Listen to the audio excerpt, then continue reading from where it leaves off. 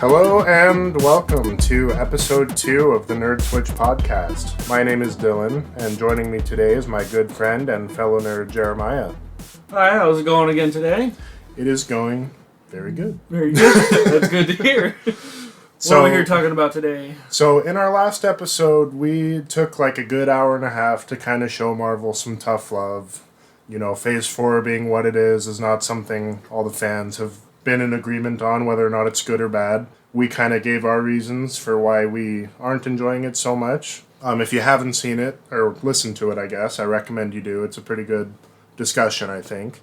But that being said, we want to be super clear in that, you know, even though we were pretty negative on the MCU in general in our last episode, there's a lot that Marvel's done that we really have enjoyed, you know, movie-wise. And in this episode, we're just going to take some time to kind of list off our favorite movies. Just a top 5 ranking, our Marvel movies that we liked the most over the previous years, Phase 1 through 4 currently. And we're just going to talk about them, say why we like them, and all that good stuff. So, with that being said, and without any further hesitation, let's go ahead and flip the switch and get into our favorite Marvel movies.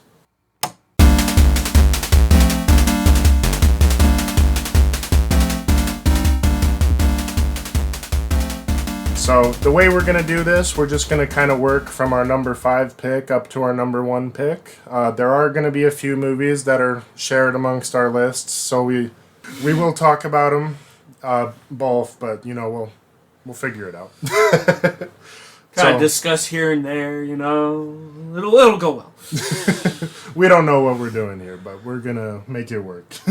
So let's start with your number 5 pick. What do you got? So for my number 5 pick, and the way I rated my movies is they're all like my favorites as of how many times I've rewatched them growing up till now. So my number 5, I picked Black Panther. Okay. I watched it a lot when I was younger, when it first came out. And I rewatched it quite a few times. I really enjoyed a lot of the fight scenes. I liked the storytelling for it. Adding in Wakanda to the MCU after only getting like a small intro from Civil War. We got a full intro, and I really enjoyed it. It was a good movie. And Chadwick Boseman, he was so good in that role.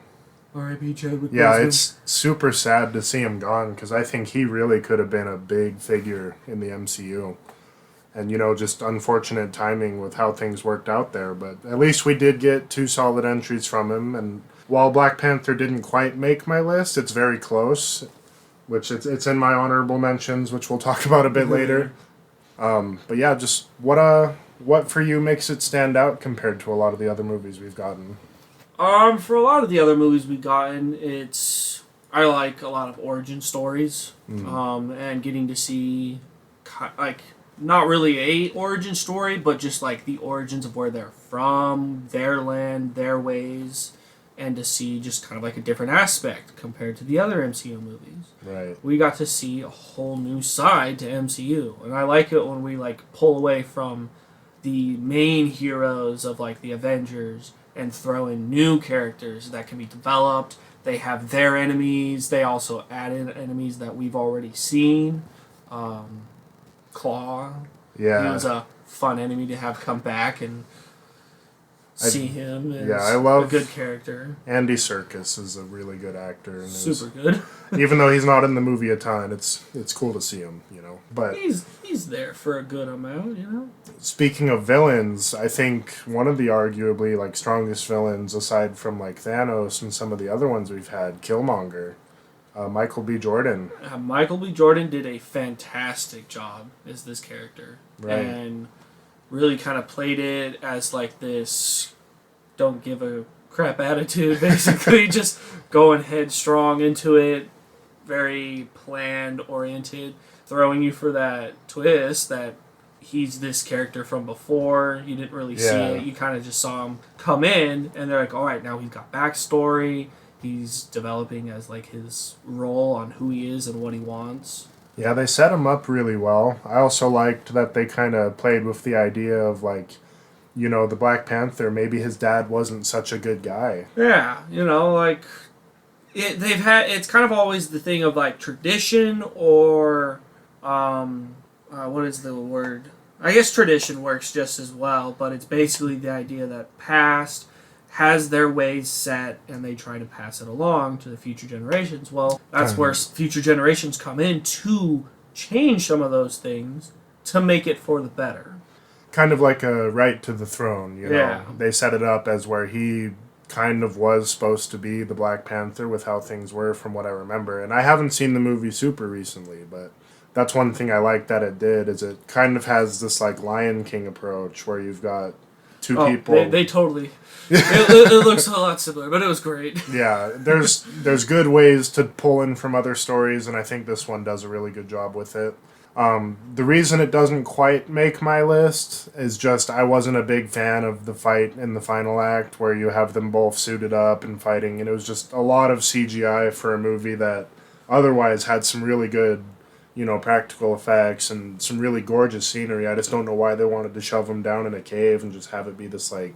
Okay, yeah, scenery-wise, where they're fighting wasn't the best. Yeah, because there was a massive battlefield right above them. They had tons of open space. And even earlier in the movie, when they had the fight kind of in the stage with the water and the level going up, that was such a cool location to have that fight take place. And I just feel like in comparison, the final one doesn't even hold a candle. I'll agree with that. CGI cave is bad. My thought was that you were saying the fight, their physical fighting looked bad. I'm mixed on it because I don't think the special effects were that good. I mean, if you watch them fight in the scene, because both characters are completely done in CGI and the movements to me didn't look supernatural.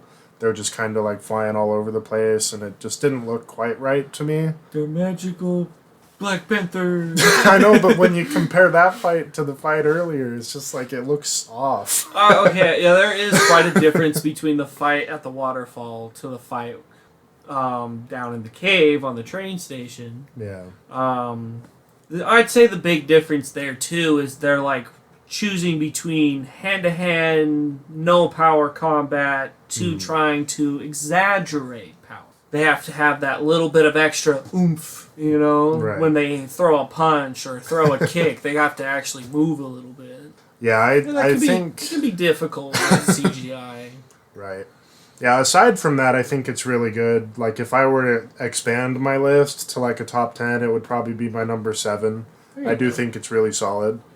So, with it being your number 5 spot, if you had to give the movie a rating, what would you rate it? I've rated it around 7.9 out of 10. Decimals. Let's round it up. 8 out of 10. 8 out of 10, 7.5, 8. Yeah, I think it's really good. It's got a lot of good storytelling, characters. I love the scenery for it and the style for the movie. Yeah. We got Bucky in there at the very end.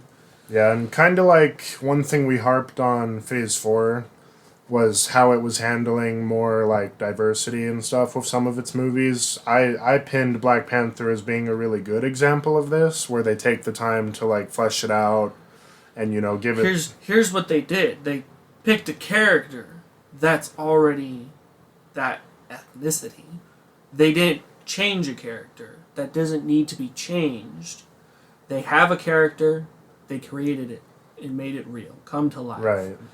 That, and they just took the time to really develop not only the character, but the setting. Wakanda itself is one of the most set up and well-established locations I think we've gotten from the MCU. So it was just really cool to see the legwork that the movie put in to kind of bring these to life, and I think it nailed it. But yeah, I think it's good. My top 5, or my number 5 pick, is Spider-Man No Way Home. And this one is interesting for me because I feel like there are a lot of things I don't like about the movie, but for me it makes it more because Spider-Man is my favorite hero. Spider-Man is definitely one of my favorites. And just having a movie where I got to see my childhood kind of all come together was really cool. Strong nostalgia. Yeah, it definitely makes it in for the nostalgia, which, take that for what you will, but for me it made the movie very exciting despite the things I didn't quite like about it. And this movie's also on your list, right? Yes, this one's actually on my number 2. Okay, so we'll talk about it a bit more once we get to your position on the list, but It's on my 5. I don't think it's quite as good as the other ones on here, and we'll kind of go into the things I loved and the things I didn't quite like about it. But yeah, I think it's solid, but we'll save that. We'll save that for when we get to my number 2, and I'll prove him that it deserves a little higher ranking, maybe. I don't know. We'll see. I bet I could bring it down for you. So, what's your number 4 pick? So, our number 4 pick happens to be Guardians of the Galaxy, the first movie for it. Yes. You first. Why is it in your number 4, though? So, for me, Guardians of the Galaxy was the first time that Marvel really kind of widened its scope and kind of did something different. Prior to this movie, we hadn't really seen a lot of the like space aspects of the MCU. And this is a team that wasn't really well known aside from like people who've read the comics and know more about them that way. And like I didn't even really know anything about them until we got the trailer for this movie. Same, I was learning quite a bit about them when that first came out. Yeah. The only space thing we saw was with the first Avenger movie. Right. Where we see the army coming out of... Yeah, the Chitauri or whatever they're called. The Chitauri coming to Earth. We've got Loki working for somebody. Right. And that's like our first little intro. Yeah, I think it's just another example where Marvel, took a lesser-known comic entity and introduced them to the MCU, but they did a really good job to where this is now like one of the most lovable groups within the MCU that we've seen. I can't wait to see them do some more. Yes. Like, that's going to be really fun. Now that James Gunn is cleared to do the third movie, I'm pretty excited. I think he knows what he's doing with this property. I don't know how it would pan out if someone else were to try to do it. But, Yeah. So yeah, I really like the characters. This is a movie that's very much driven by its characters and their complexities and their character development. Everything from Star-Lord, who, was basically just taken from Earth as a child and kind of raised in this galactic setting. I find it great that he can listen to the same song for like 40 plus years in space and still love them. I mean, I don't know what kind of music variety they have up in space, but, he's got a pretty good soundtrack with him. That's kind of my favorite part about it, is the soundtrack was great. I loved, like, rewatching this movie just to listen to the soundtrack with it. Yeah. And hang out and watch it. And yeah, I think it's like the first time Marvel kind of shifted gears towards being more like a whimsical and fun outing in the MCU while still having serious tones. It's not like the whole movie's a gag like we see later on in the MCU. Thor, Love and Thunder. But yeah, it's really good. I think the characters are all well set up. The story is entertaining. I like that it ties into Thanos a little bit more and the Infinity Stones. So yeah, it's really solid. It's a movie I quite liked. If I had to give it a rating for me, it'd probably still be like an 8 or 9 out of 10. I can't quite pin what I don't like about it because it's been forever since I've seen it, but I know I've seen it several times and it's just always a fun watch. Yeah, I've watched it quite a few times. It's why it's on my number 4 list. For a lot of times I've just rewatched it. I remember watching it with my school class, my school club. We all went to the movie theater to see it together. Then we even got to watch it when it came out on DVD, and we watched it in class during lunch. I've seen it quite a few times. It's great. So much fun. And yeah, bad-wise, I feel like the story played out. You had like a villain that was... Maybe for me it was actually the villain that I didn't quite love. The villain himself, like, he just doesn't really get too much time. Yeah. I feel like because he's honestly just a pawn. Like, he's maybe a little bit higher than a pawn, but he's just there to help Thanos. But we don't even know. Like, he's kind of there to also introduce more to Thanos. Right. And then we get new characters, Gamora, Nebula. Then we get to see the Guardians of the Galaxy come together and to build their team. And it's a good origin story again. Yeah, I like that it sets up their team too, because like that whole initial confrontation between them all was just so well done. Where you see like they're definitely not a team right away, and it builds into them working together pretty naturally. But they still kind of butt heads, and as a newly founded team would, it seems like they set it up how you would expect. But yeah, solid entry. Both are number 4 picks, but let's jump on up to your number 3. My number 3 goes right before this, is actually the Marvel's Avengers movie, the very first Avengers. And again, I've watched it a lot. This one I've watched quite a few times. I could probably say at least 10. Yeah, I think a lot of people have probably seen this one the most. I mean, you have to give the movie credit for being the first. The first Avengers to bring them all together. Mm-hmm. We get a new introduction to Hulk, who by Mark Ruffalo. At the time, I was super excited seeing him as Hulk. And at the time, this was like my favorite because it was bringing all the characters together.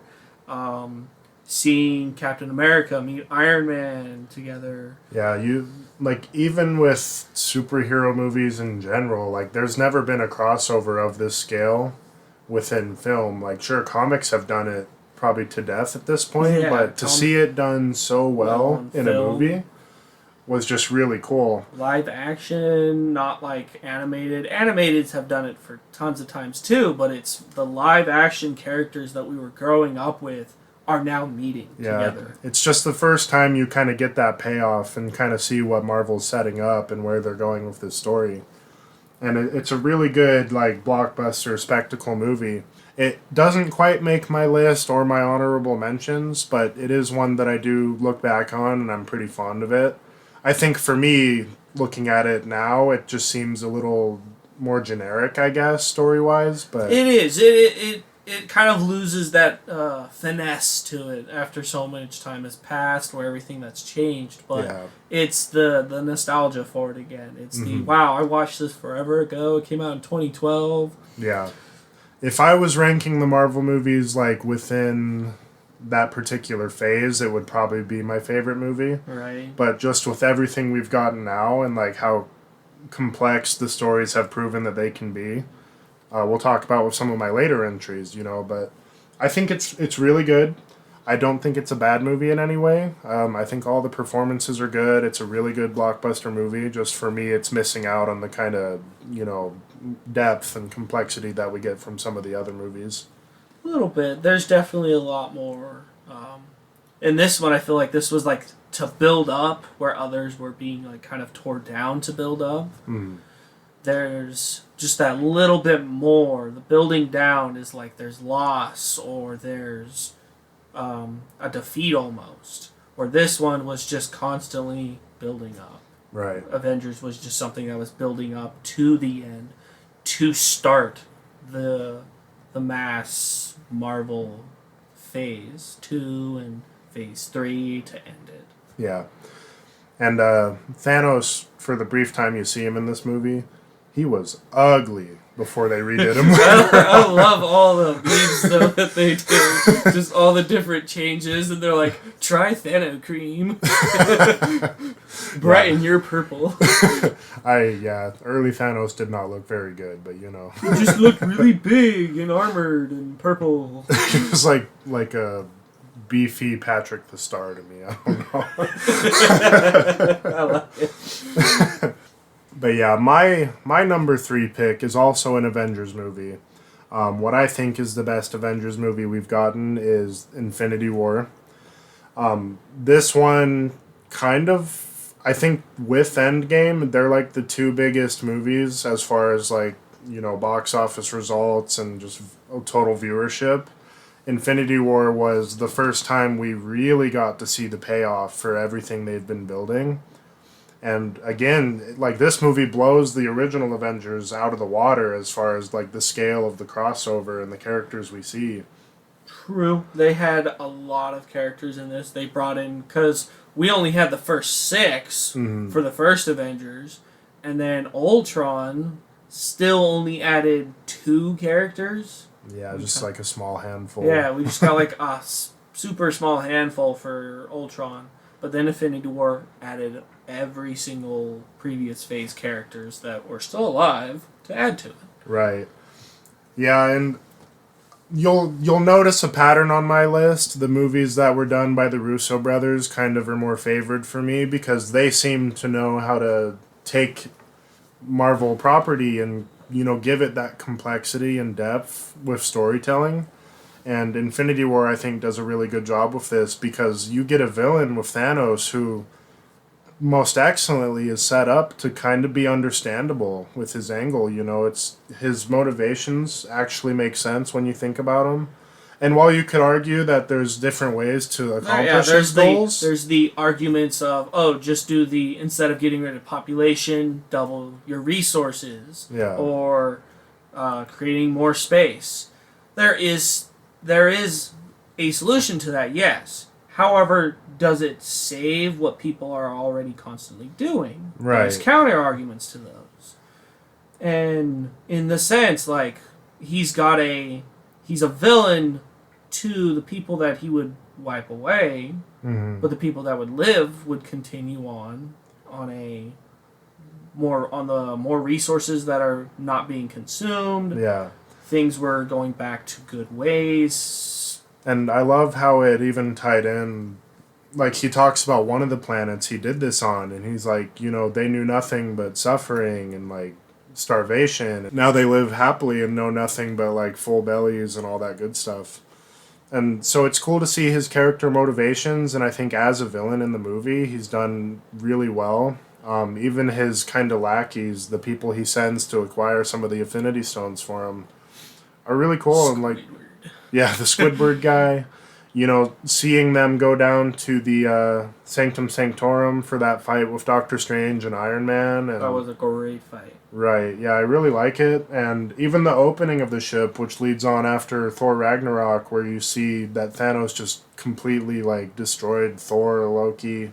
And I don't love the Hulk part. We talked about this. That's a sad part. Thor, fine, because, he's just meeting him, fighting him. They've got the full army there, and they had... he had part of his people there. Even like you see Heimdall get killed, and like it's still another time where you start to see Thor kind of lose everything. Like he just barely lost. He lost his home. Right. Yeah. Like Asgard's gone. His father's gone. He just watched Heimdall and Loki get killed. So really good stuff for Thor. But like we talked about in our last episode, where we broke down kind of why we don't like what they're doing with the Hulk. The one fault I have to give Infinity War is it's the movie that kind of shut him off. Yeah. Which, is the not... only... I feel like one of the few characters that got turned down and just kind of, like, downgraded entirely is the Hulk for Infinity War. Because I remember you talking about, with some of the comics, like, the Hulk is a pretty good adversary for Thanos. And, Thanos having some of the Infinity Stones would give him an edge in the fight, but I feel like Hulk just got beat so fast.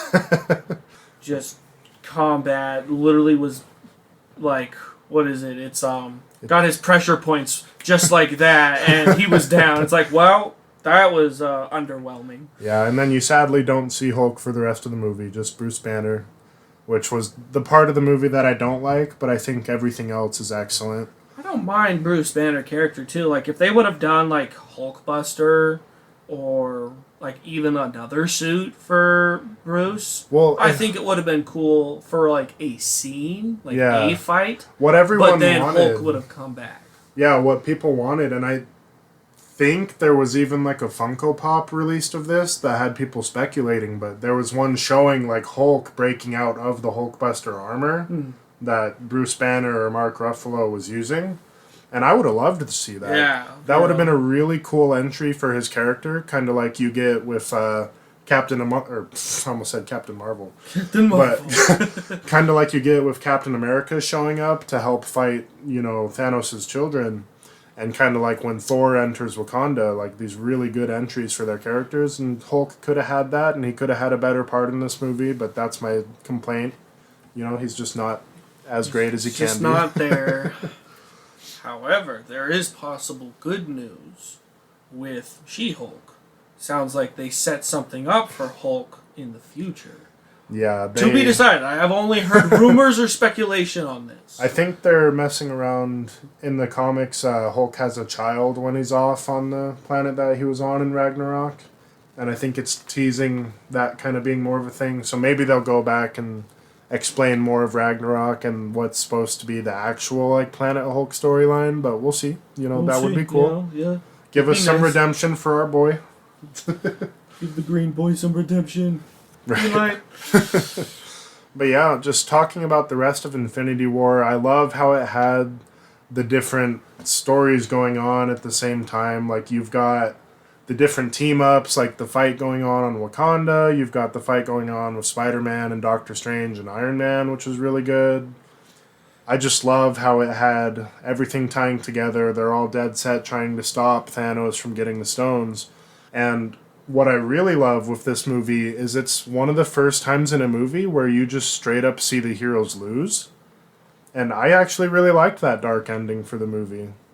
It's always I feel like that's kind of like sometimes refreshing in my case. Mm. Just for the fact that there are so many movies every year that come out, and time again, good guy always wins. Yeah. It is very few movies that the good guy loses, and that they have to do like a build up to how they can either redeem themselves or to win in the next fight.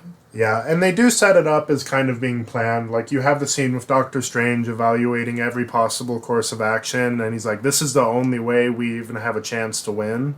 But I like that it narrows down that uncertainty. And, just gives us that scene where he's like, this is the only way, but he knows a ton of people are going to die. And, it's Marvel. It's a multi-billion-dollar company. We know these characters aren't dead, except for a few. A few. R.I.P. Yeah, so that's why, I know a lot of people got really sad at Spider-Man's death in the movie. For me, it didn't quite hit because I'm not as big on Tom Holland's Spider-Man. I'm okay with it. I want an adult Spider-Man, though. Yeah, that'd be cool. Like the Marvel's Spider-Man, like the actual PlayStation game, that contends for being my favorite depiction of Spider-Man. I thought that was really good. That's a really good one. I'm so excited for 2. Right. But yeah, really solid stuff from Infinity War. I personally like it more than Endgame. For me, Endgame is good in the third act, but the first 2 acts of it I'm not a huge fan, so it doesn't quite go up to the heights for me that Infinity War gets to. But yeah, that's my number 3. Probably be a 9 out of 10. I had a really good time watching it, and that was a really big movie at the time, so I quite enjoyed it. What about your number 2? So my number 2 is Spider-Man No Way Home. Number 2. You're such a child. Your number 5 is my number 2. The build-up for it, for me, was the nostalgia for it. All the hints and clues of characters coming back, who was going to be in it, what the story was going to be for, building up to the multiverse. I enjoyed all of that. There were a few scenes for sure that I wasn't enjoying as much, or rumors that luckily didn't go or take place that I'm glad that could be passed on or maybe do for something else. But one of my all-time favorites that unfortunately isn't a part of MCU is still the Spider-Verse. And just that take on Spider-Man's characters of multiple Spider-Men working together, fighting off their villains. And then again, this actually felt like Tom Holland now got to set into his character as Spider-Man rather than him being shadowed by Tony Stark or babysat by Tony Stark. That is one thing I really enjoyed, was kind of seeing Tom Holland get a really good amount of character development from this movie. One of the best things that Spider-Man, his stories have done is tied into him being relatable, trying to manage Peter Parker's side as well as Spider-Man. Yep. And in the comics, when his identity goes out, people get hurt as a result of him being who he is. And you see him really kind of try to struggle with preserving that, with trying to have Doctor Strange, do the spell to take everything back, which ends up, driving the plot of the movie. And kind of creating the conflicts that we get. But, you see him care more for the people around him in this movie. Whether it be, trying to get his friends into college because they're now associated with him after the whole deal with Mysterio and all that, trying to make Spider-Man look bad. And I really like how it kind of tried to balance that, him doing what he can as Peter Parker and as Spider-Man to help those around him, which it does really well in the end. They did a really good job for it. I loved the development for this movie, character-wise, story-wise. I'm super excited to see where they take this Spider-Man. And then just like I was saying, like I felt like Spider-Man, this Tom Holland Spider-Man was just being like pushed aside as a child. Mm-hmm. He was being babysat by Tony Stark, which Tony Stark is the one that went and got him, gave him all the stuff, and was like, you know what, nah, I don't feel like you're ready. Yeah, that's my complaint with this iteration, is it was very much banking on Tony Stark, which it works for the context of the story they're telling. I just kind of at the time. I just would rather. My take on it is Peter Parker, IQ wise, is supposed to match Tony Stark, comic book wise. Yeah, he is incredibly smart. He develops his webbing, gadgets. He's the mastermind for that, not Tony. He does get some help from Tony throughout the comics. Like the original iteration of the Iron Spider suit did come from Tony. True. I can understand some assistance, but this felt like it was just all Tony's. Yeah. Peter was not anybody important, because the whole line is if you can't do this without the suit, then you shouldn't be using it at all. Yeah. And I guess it's like, okay, that's kind of development. It's like, okay, he needs to realize he either can do this on his own without my suit that I gave him and figure things out. Because this is a young Spider-Man. He's still in high school.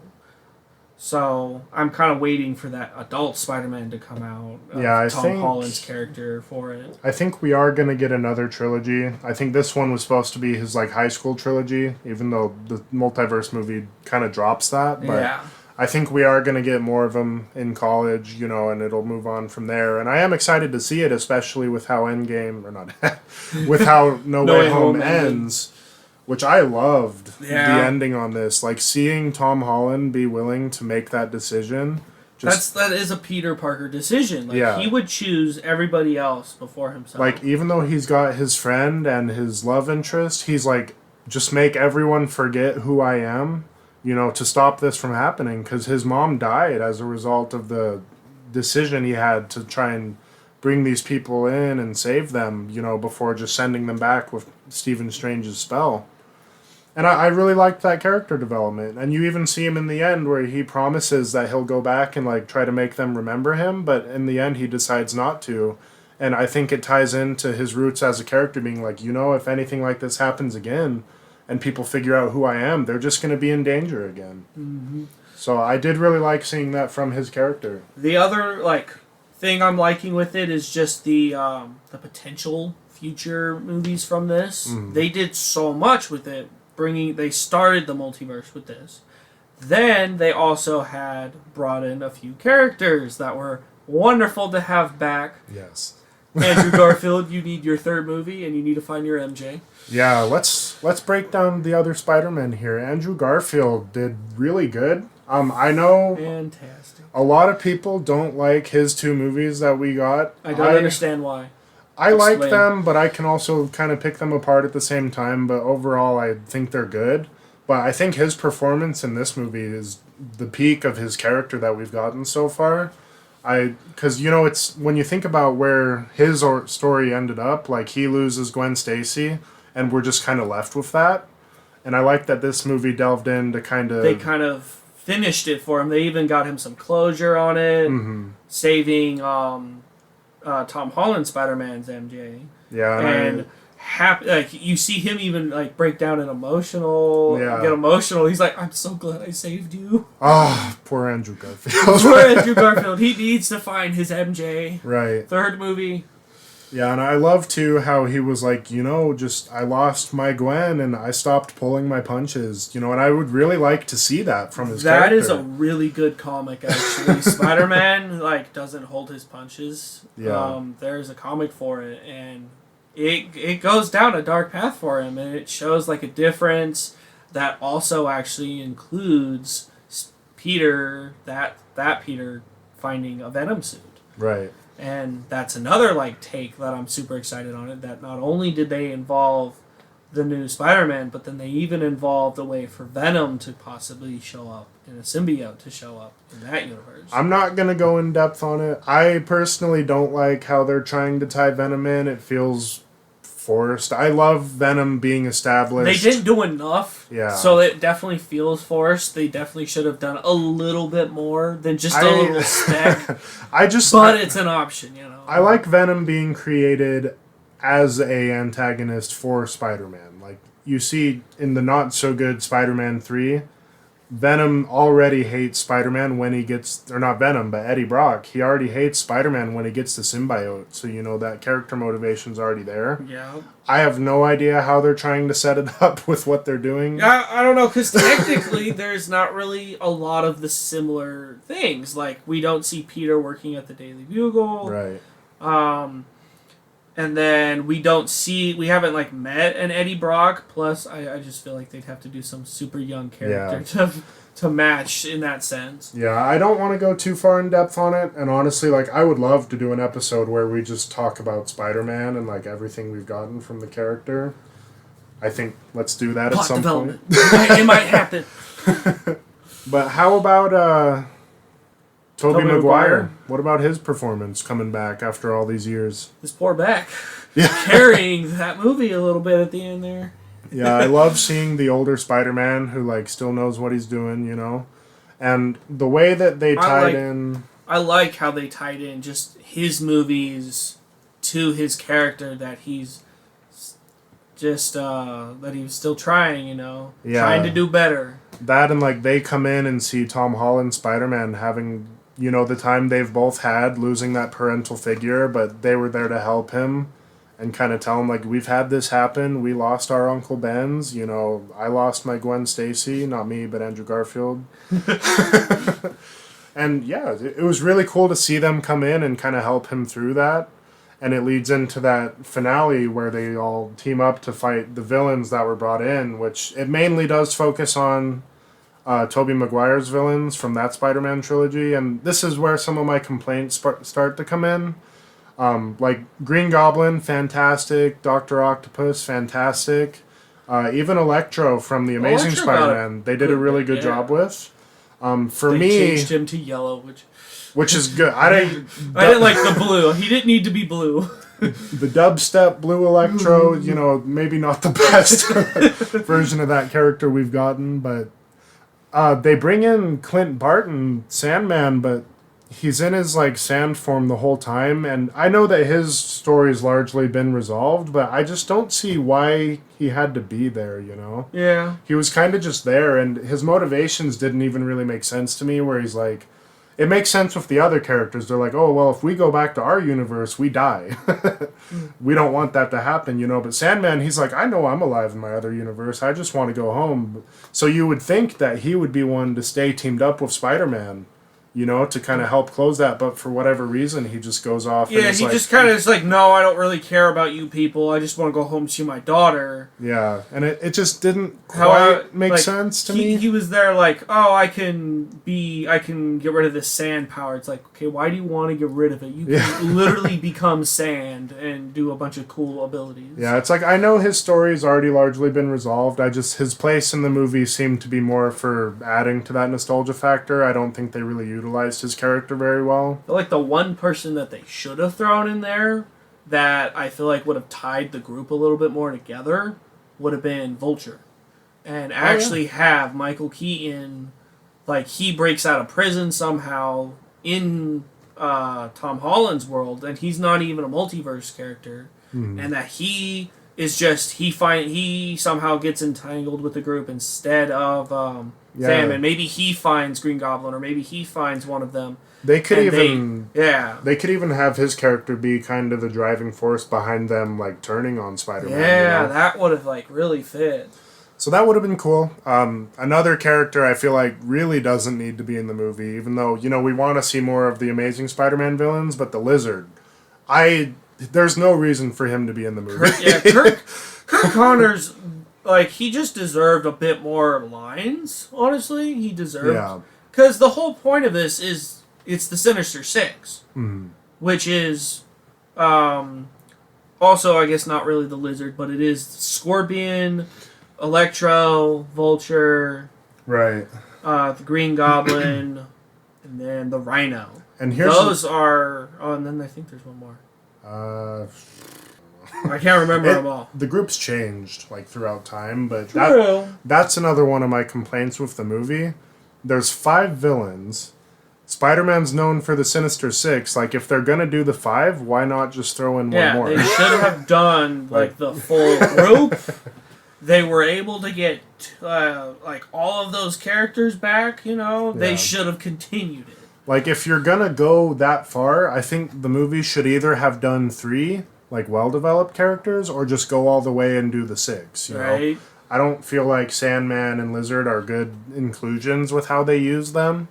So I feel like they could have just stopped with Green Goblin, Dr. Octopus, and Electro. But, you know, if you're going to add the other 2 and bump the numbers up, give us the Sinister Six, sort of, you know? I thought that would have been cool. That would have made it all the better. So I do agree that it had some plot falls and some bad decisions. Yeah. My last complaint, and it is kind of nitpicky, but when they actually bring in the other Spider-Man, I feel like their entrances aren't that big of a spectacle. They just kind of show up. I mean, yeah, but the way it happened was still pretty cool. It's cool. It's just like if you look at Infinity War and how, you know, Captain America had his entry scene, Thor had his entry scene to Wakanda, and just to have them kind of waltz through like a sling ring portal in a kitchen, for me, was a little underwhelming. But it was Ned who brought them there. It's cool. Magic. It's just cool. It's such a. I get like there's. I feel like the reason why they did it is because, remember, literally the entire time they were saying they were not in this movie. Yeah. And they had to choose the least amount of hyped moment. Otherwise, they're just going to be like, there it is, they're coming, and then poof, there they are. Yeah, I feel like this was that kind of little bit of level where it's like, where's Peter, you know? And then they're kind of like building it up. It's quiet, it's built up. They step through the portal, and you're just like, yes, it was here. Exciting. I could have been so much more exciting if they had like the entrance, you know. But you know, it works for the movie. Like I said, it's nitpicky. It's just a personal bias, but yeah. So I still really like the movie. You know, there's a few things that take it down for me, but it's in my top 5 mainly for that nostalgia factor. I love seeing these characters get together. And I love that they finally fleshed out Tom Holland's Spider-Man a little bit more. Yeah, this felt like a Spider-Man movie because it's his villains, his world, it's his choices making it, and it's him developing as a character. Right. That's why I have this as such a highly rated, as my number 2. When I haven't even rewatched it as much, and it's so new that I still have it highly rated on here because of how well I feel they did for it. Right. Could it have been better? Yeah, they could have done a few things, you know? Just those little things. I'll take what I can get from Phase 4. But with how well they did this, if they can do this, they can do better for all the rest. Yeah. They just need to put this much effort into it. Compared to some of the like huge disappointments we've had from the recent movies, this is a definite win. Yes, they could have done stuff better, but as it stands, how it is, it's a very good movie, and it was a lot of fun, you know, seeing that happen. But let's jump up from here. So let's get to our. What's your number 2 though? Oh yeah, I forgot to talk about my number 2 pick. So Captain America: Civil War, kind of like the Avengers 2.5. Like I said earlier, the Russo brothers get a little bit more love and respect from me with their movies. This is a movie that was kind of just another really big crossover, but I love how the theming on this dived into, you know, government policy. Separating the team's ideals based on how they think they should operate, which you see as a result of Age of Ultron, where there's, you know, casualties. Iron Man is confronted by someone whose family directly died as a result of their fight, you know, in Sokovia. So I thought it was really cool to see it come in. I know you have different thoughts on this. I'm glad you understand. I thought it really worked for the story, and that's something the Russo brothers are really good at, is kind of tying in these, real world motives and giving the characters the I agree the conflict with what is you're there. saying. Why don't you like this movie as much? Tony Stark is wrong. I don't know. That's what works so good for me is honestly, like, I can't tell you which side I'm really on because they both make really good points. I can agree with that. I can understand moderation. I can understand, like, that you should not be the superpowered people making the calls because otherwise you should just be the government then. Right. Yeah, so Tony Stark's on the side where he's like, we need to be regulated because people are getting hurt when we don't operate, in tandem with what people expect Yeah, because of if us. if you're superpowered and you're out there fighting other people superpowered, it's nice to have the backup of military forces in any country available. It's nice to have you need somebody to still guide people, to get them out of harm's way, because you're fighting somebody that does not care for their safety. You need somebody that does. Yeah, and we are in the post-SHIELD world now as a result of Winter Soldier. Yeah. So, like, without having that coordination, the government is trying to step in and fill that role for this team, and, it is set up well because, when you look at what Sokovia was, like, there's no way that there weren't a ton of casualties when you're essentially lifting up a city and dropping it back into place. Oh, yeah. So I thought it worked really well, but Captain America being who he is, he's like, no, we need freedom to do what we think is right, and if you tell me... that they need is trust. Yeah. And they are not the government's weapons. Yeah. They are not to be deployed when they feel the government needs them, because then I feel like then they just have plausible deniability in all of it. Because let's say that literal first scene of Civil War is they're chasing after, what's his bucket? Skullmasher or whatever. Oh, yeah, it's Crossbones or something like that. They're chasing after him, a dude going after a super deadly toxin. The Avengers are aware of it. The government is aware of it. Why isn't the government there then? They're just there letting them take it. They're letting the Avengers do their thing, but you see it have consequences in that scene because, and I love what they did with Scarlet Witch in this movie. Yeah. But you see her, try and help the situation contain the toxin with the building, and the building explodes as a result of what she's doing. It was, Skullmasher had a bomb on him. Oh, and that's right. he detonated it, and she tried to contain that explosion and send it upward. Right. But part of her force field broke from the intensity of the explosion, and it kind of blew up out to a window. Civilian building. Yeah. And I love that it played with that because she's like, you see the reaction from what she just did. She's devastated by it, but she's not at fault. No, the guy who had the bomb was at fault here. Why is she in trouble? Well, would you not feel partly responsible, though? She can feel responsible all she wants. The government cannot be putting blame on her, though. Be like, she didn't do a good enough job at protecting people, so she should be in trouble. That makes no sense. You don't, a firefighter doesn't put out a fire and then one little fire burn some people before they even got there. They're not going to blame the fire department. No, it's just, I think the way they set it up, she definitely feels responsible, and I think it pays off. She feels bad. That's understandable. She's in agreement that things kind of need to be moderated. And I just love how the movie put all these heroes at odds, and it sets it up well, in my opinion. Yeah. The setup is great, because as you can tell, I got into it. Nitpicking every little thing about it almost. I really looked into it. It is a top tier movie for me. I'd say it's if it wasn't in my number 2 or 1 spot, it's in some middle dimension there. But it would be in your top 10 if we expanded it? It definitely would be up there because it is such a developing movie of everything. I just love it when the movies, take on that deeper meaning. When you compare this to the first Avengers, there's a lot more to think about with this movie when you think of, if this was a real-world thing, this is probably something that would pan out that way. In a sense, yes. Like my best, not to be super nerdy here, but take on like a superhero world is My Hero Academia. Blech. I know. Best take though. Look at the idea. You have superheroes. You have a government that runs those superheroes, and they still even have lower class heroes to people that can still like use the police to police people to assist keep people out of harm's way while the heroes do their job to what they can do. Yeah. That is like the system I could see from this. However, that is not the system that they are trying to implement in Civil War. Cross wants them as his personal guard dogs. He wants them as his weapons. He wanted the Hulk as his weapon. Yeah.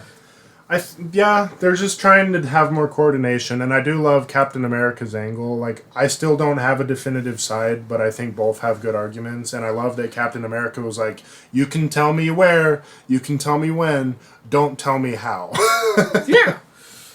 Like, I'm fighting the world's worst person here right now, who's literally a massive threat to the world, and you're gonna tell me that how I need to fight him? Yeah, but even then, like, moving aside from the more, like, governmental, political side of the story, you also have a very personal story where they expand more upon Winter Soldier. They do, yeah. Like, bringing and in... see, that's another thing, too, with it, because they are making it like they're trying to say Bucky is at fault. Yeah. And also, like, another good example of a villain, in my opinion, with Zemo, kind of being the one that activates Winter Soldier as a sleeper agent in this movie. And it gets dark. Like, when they get to that final part, like, you know, most of the government stuff is out of the way, and now it's just really personal between Iron Man and Captain America. You learn that Winter Soldier is the one that killed Iron Man's parents, you know, as a result of the directives. Out of brainwashing and not out of his control. And it gives that final fight with them so much weight, where you see Captain America... typically follows the rules, but when his only friend is at danger and is like going to lose his life as a result of Iron Man's rage, like, he's almost willing to kill Iron Man, and I thought that was really good and heavy for the story. So, yeah. Like I said, it is a fantastic movie. I do enjoy it. I'm still not a fan of Cross. Even like Prince or King T'Chaka. King T'Chaka, I think so. King T'Chaka. The rest of them, they had good points. Even Black Widow saw, like, points into it. Yeah, you kind of see her be the more neutral side in the argument, but she does kind of lean towards... She goes back and forth a little bit. She does agree that they have had problems and that they want the world government on their side. Mm-hmm. That is a good thing to have because, like I said, you need to have... If you're a superhero and you need to go fight the supervillain, you're going to want the people there safe. You're going to want somebody keeping an eye on them. You're going to want the authority to go in there and fight that supervillain. And to have the world government on your side, that gives you that. Yeah, I think it did so many good things with its characters.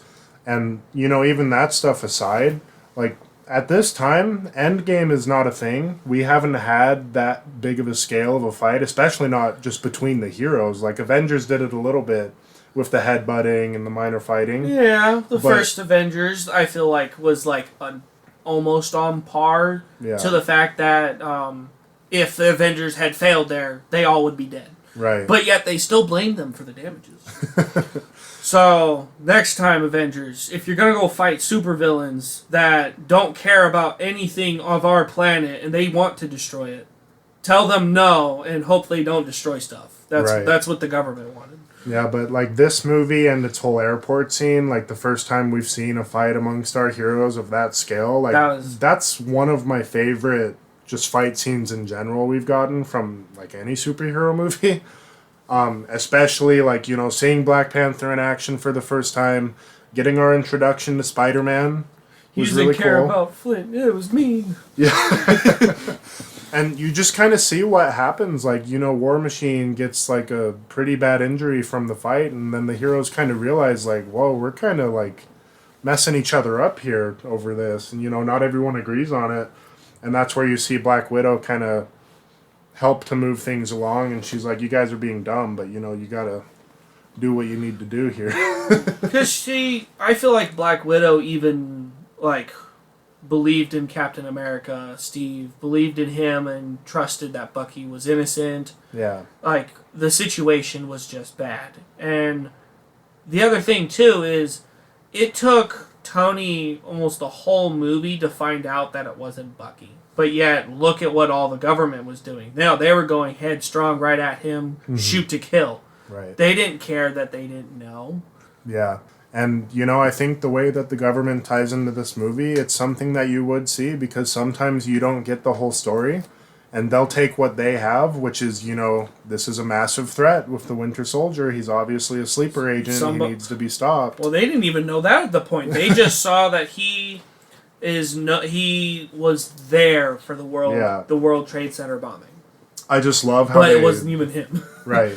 I love how they tied in Zemo being kind of the puppet master in this movie, and I think it's another example of a good villain, despite him not getting a ton of screen time. I thought he really did good. Great, and it was like you were kind of slowly learning about his character, about like the audio recordings on his phone. Yeah.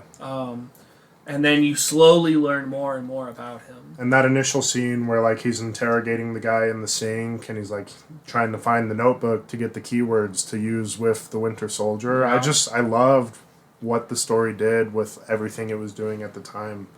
But yeah, so really solid movie. That's one of the times like at the time Civil War came out, it was just a really big event at the time. And I miss Marvel movies being events, True. Bringing everyone into the theater, super excited. I feel like at this point you're like, oh, another Marvel movie.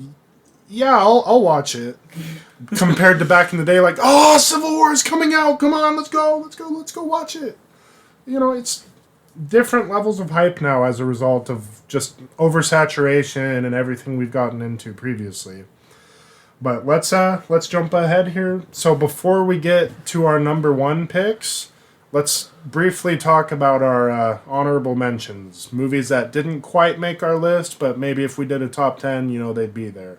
What do you got on yours? So I know that you and I, again, have quite a couple in common. Mm-hmm. We've got Shang-Chi and Thor Ragnarok. The two I want to mention, so I'll let you mention those, but I'll mention two that you won't have on there. Is a couple of my honorable mentions are Ant-Man, the first Ant-Man, and I did really enjoy the second Ant-Man. I always love that it's it's kind of comical. It's got a cool story to it. Characters are fun.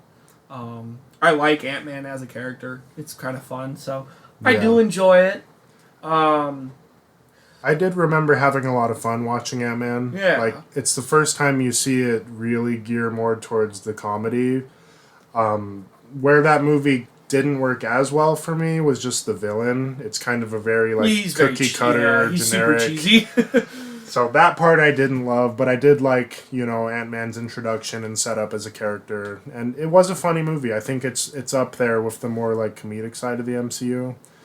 Ant-Man 2, I more disagree with you on. I wasn't a huge fan. I've only seen it once. I don't remember it all that well. Just like the idea. It's back and forth. It kind of brings more into the small dimension. Yeah, I don't know the name.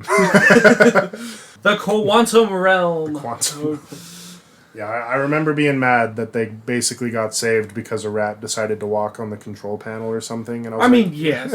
And that wasn't all of them. That was just the main character. I know, but it gives you the ideology that basically Endgame only happened the way it did because a rat walked on the... Yeah, a rat climbed on the button and let him out. Thanos was stopped by a small rodent, if you really think about it. So yeah, they're both fun movies. I could see them being, higher up within the MCU. Just a few things I didn't quite like as much with them. But yeah, like you were saying, so... your number 5 pick, Black Panther, for me is just outside of my top list. We already talked about it. I think it's really solid. For me, what would have been my number 6 pick would be Shang-Chi. I think it's a very good movie. It does kind of repeat the beats of Black Panther. It's very much driving off of the success of that movie, where it's setting up a new culture, a new character and everything that way, but I think it's just another example where they did it really well. And we talked about it a bit in our previous episode, when we talked about the things we actually liked from Phase 4. So no need to go too far in depth on it. Just really solid. Thor Ragnarok. First time watching it, I really loved it, Yeah. But as time has moved on, I'm not a fan of Thor's development. I kind of want him to be that leader, to be a solid character, not to be so cheesy. Exactly the same sentiment from me. Really liked it upon my first viewing, but once you kind of tie it into... The fact that they keep doing it is where it's like going downhill for me. I mean, Thor Love and Thunder, he rides off on his axe like a broomstick as wearing like a cloak, like a witch. It's just cheesy, Yeah. It's like... It's the first time you see them really shift his character to being more dumb and comedic, which they didn't fully commit to with Ragnarok, but that's where it definitely started. Yeah. And I liked his lines for it too. Like I like his little intro where he's just swinging in a cage and falls down through a chain, and he's just slowly rotating around being talked to. Yeah. And he's like, "Hold up, I'll be back in a moment." It's funny. It's humor and it's good. Yeah, it was good comedy. It's just when you look at it comparing to how the story's progressed, like, you can definitely blame this movie for a lot of the damage that was done to Hulk and Thor as a character. Yeah.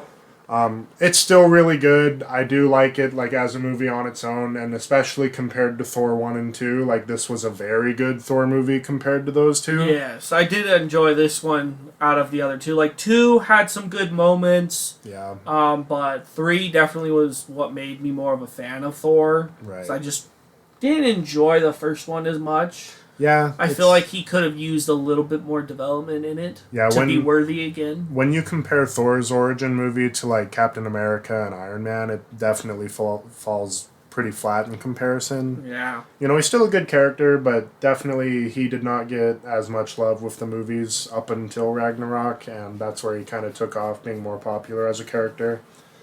Like, yeah, just to be clear, like, I do like the movie. It's just looking at it now with the perspective I have with the other movies, I like it less for those reasons, but it's still good. And then the last movie that would kind of be in my honorable mentions is just the first Doctor Strange. I really liked what that movie did visually, and I think it was a good introduction for his character, even though it, again, repeats kind of the stereotypical character setup, I did like that Doctor Strange was like this really cocky, confident guy, and then, world-class surgeon, loses his hands, basically, the use of his hands, and it's cool to see him be humbled like that, even though by the end of the movie... He kicked off the ledge, he's like, do better. Even though by the end of the movie he's kind of back to being sort of who he was, which, the MCU has set up Doctor Strange to kind of be that cocky, arrogant guy. Yep. But I think it's a really cool movie visually, and I did like a lot of what it did. Plus the whole finale with Dormammu and, like, seeing Doctor Strange be like, I will do this forever until you want to quit.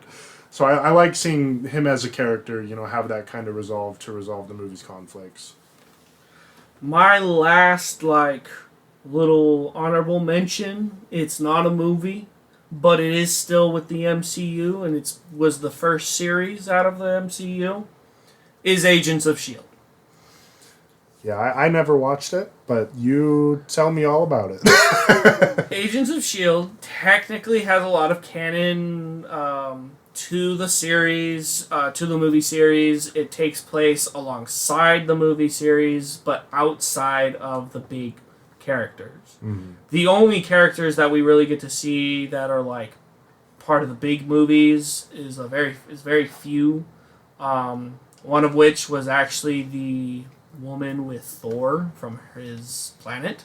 They don't get a whole lot of talk about, but Thor's characters, the team that he had originally was a really good group of people. They could have probably gone a little more into them, but I do like the idea of the show expanding on Shield.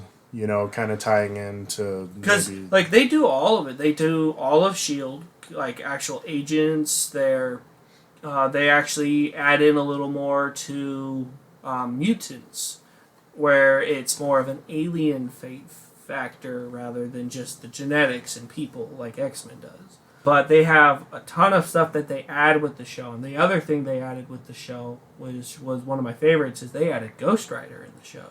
Yeah. And that's a character I also really like. And would love to see a good Ghost Rider movie. I am hoping. We did see Marvel kind of cave in to fan demand by making John Krasinski, Mr. Fantastic. There's a lot of people being like, hey, Keanu Reeves has said he would like to be Ghost Rider.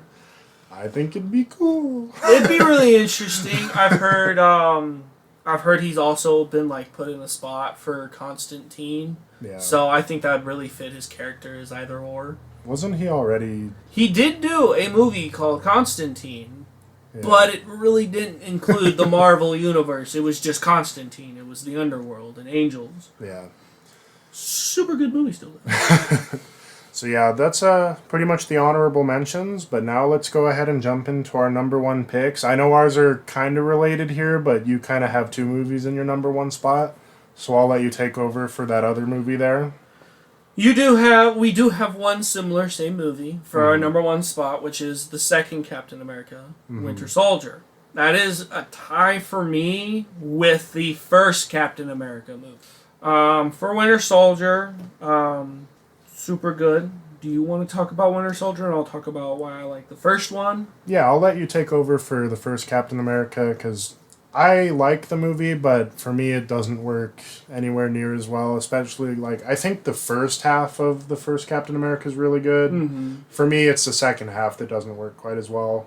Kind of after his team is assembled? Or... Yeah, you don't really see him, taking part in the war. It just kind of uses it more as, It's just kind of like a montage almost. So, I mean, yeah. The only thing I will admit, the first half is what I like, and then it's the ending.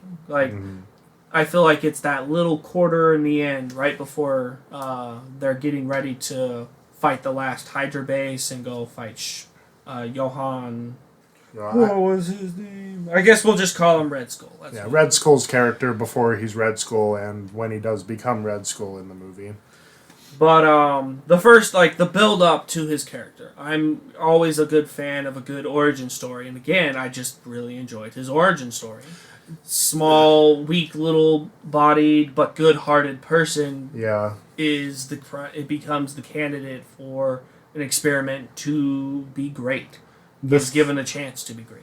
Yeah, the thing that was weird for me with Red Skull, because, obviously he's using, the Infinity Stone to drive his goals, but his argument... He technically wasn't even... He was just using the Tesseract as an energy source. Which, has one of the stones, yes. But the thing that was weird for me with his, explanation of his motives, he's the Nazi regime isn't willing to go far enough, my goal is to blow everything up, which is kind of what they were already doing, but I guess he wanted to do it better. Yeah.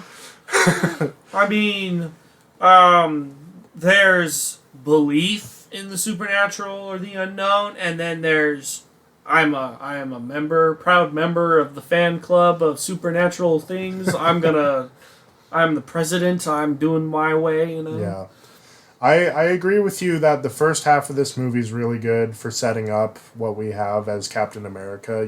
Because of this movie and how they introduce his character, I think that's why Captain America works as well as he does within the MCU. I think his character is more highlighted in my number one pick, which we'll talk about. He does a lot more with two. I definitely feel like I said, the build up to his character of his origin is why I watched it so much. Yeah. And then the second movie would be that he had his full movie. He's there trying to stop the Hydra agents from coming out of S.H.I.E.L.D. and taking over. Meeting Bucky again, finding him. There is so much to it that was great. Yeah, so that's why they're kind of tied for me. Right. Yeah, so talking about Winter Soldier, for me, the reason this movie works so well, because, when you look at the first Captain America, Steve Rogers' view on, good and evil is very black and white, and Winter Soldier kind of forces him into a situation where there's a lot of gray. Because, it is revealed Hydra is pulling a lot of the strings within S.H.I.E.L.D. with Project Insight, but Nick Cage, he actually kind of agrees with Project Insight. He's like, we can stop evil before it happens. This is a very good tool for us. And Captain America sees it more. He's like, this isn't, power. It's fear. This isn't freedom. Nick Cage? Nick Cage. Not Nick Cage, my bad. What's his name? Nick Fury? Nick Fury. I love Nicolas Cage. I was like, wait a second. Wait a minute. Yeah, but, Nick Fury, looking at Project Insight, he has a good explanation for, like, why it's a necessary thing, but Captain America, being who he is, he's like, this isn't freedom. This is holding a gun at the world. This is, I mean, I feel like there's multiple characters that have had that thought that it's like, oh, if we have control in the situation and can stop people from doing stuff, yeah, it's gonna save people, because you're taking that choice away from these people by a threat. It's like, if you do this, you will be stopped. Right. And the two people that have thought that it was a good thing was Nick Fury and Tony Stark. Tony Stark even was like, we need a suit of armor around the world. We need people protected. If that take away people's rights, then that's their problem. Yeah, he said that himself. We do see the results of both of those storylines being like, it didn't exactly work out, whether it be Tony Stark's Ultron. But in this movie, I just love how it plays around with the idea of, like, trust and, like, who should you trust even if you think... He kind of had you thrown for a little bit there, because, like, you weren't sure if Nick Fury was trustworthy. Mm-hmm. Nick Fury doesn't trust anybody, so that didn't really help out in the situation. As a side note, because the one really good line in this movie where Nick Fury is like, the last time I trusted somebody, I lost an eye. And then stupid Captain Marvel is like, no, he just got scratched by a cat. And I'm like, come on. That could have had better explanation, but whatever. It's fine. We don't need to worry about that movie. However, you did mention you wanted to, out of all of our favorite movies, we'll list one worst movie, and we can say it's Captain Marvel. It would be considerable for me. If I had to pick the single worst entry in the MCU, if it's not Captain Marvel for me, it's probably The Eternals, just because that movie is so forgettable to me. Yeah. But yeah, that movie wasn't really needed, or they could have waited and done better. Yeah, but back to Winter Soldier and, like, playing with trust. Like, you see in the very first mission where they're, on the boat, they're there to kind of... Well, Captain America's there with his mission, but then it's revealed that Scarlett Johansson, or Black Widow, was there on her own mission. And Captain America's like, I can't be running a mission if people are running their own missions within. He's like, I need to be made aware. And Nick Fury very much counters that, and he's like... You're not willing to do, like, what it takes sometimes, You see evil as black and white. Black Widow, she will do what is necessary, even if it's morally questionable. And that's something I love that the movie plays with. And you really see kind of Steve develop as a character and evolve to how things are in the modern world compared to fighting in World War II. Mm-hmm. And I just love how it played into, like, Hydra secretly running S.H.I.E.L.D. from the background. Everything with Bucky being the Winter Soldier and him having to draw the line between friend and enemy.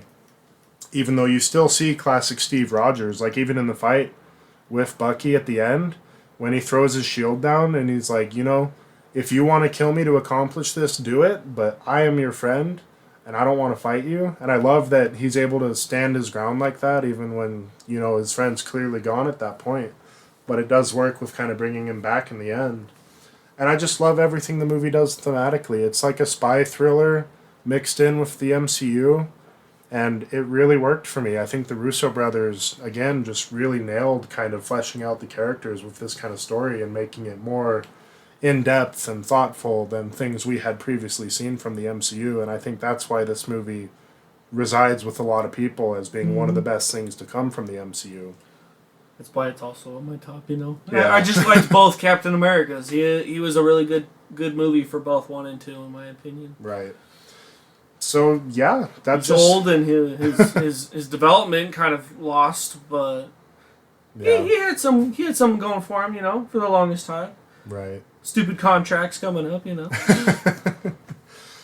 But yeah, that pretty much wraps it up.